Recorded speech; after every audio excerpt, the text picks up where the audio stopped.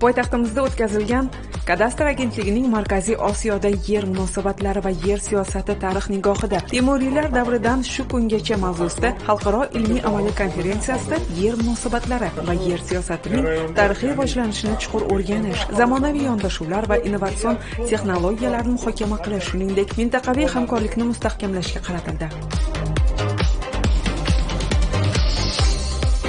Tadbirda O'zbekiston Respublikasi davlat organlari vakillari, Oliy Majlis a'zolari, yetakchi ilmiy tadqiqot institutlari olimlari, xalqaro ekspertlar hamda Rossiya Federatsiyasi, Tojikiston va Qirg'iziston delegatsiyalaridan iborat xalqaro ekspertlar ishtirok etdi. Dastur doirasida yo'nalishga oid qator chiqishlar va muhokamalar davomida yangi kitob taqdimotining tashkil etilgani ko'pchilikning alohida diqqat markazida bo'ldi.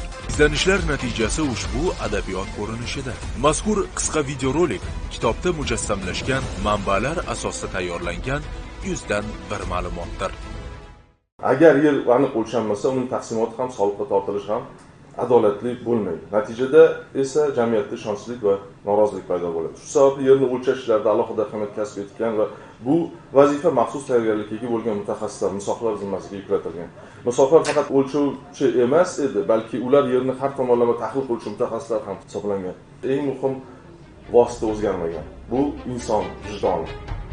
Yerni o'lchash mumkin, taqsimlash mumkin, hujjatlashtirish mumkin, lekin yerni asrash faqat mas'uliyat bilan bo'lishi mumkin.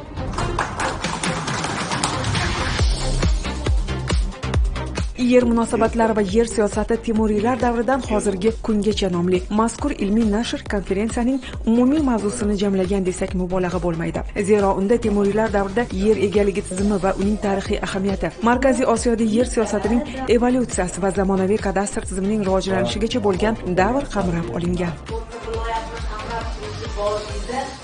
Biz ushbu kitobimizning birinchi bobida albatta mana shu Amir Temur vaqtidagi bajarilgan ishlar, yer o'lchash masalalari, yer taqsimlash masalalari, yerga bo'lgan munosabat, taqsimlangandan keyin qay darajada taqsimlangan, hammaga bir xilda 8 sotodan yoki bo'lmasa 4 sotodan berilganmi yoki bo'lmasa agar bu o'sha joydagi adolat nuqtai nazaridan kelib chiqib taqsimlanganmi?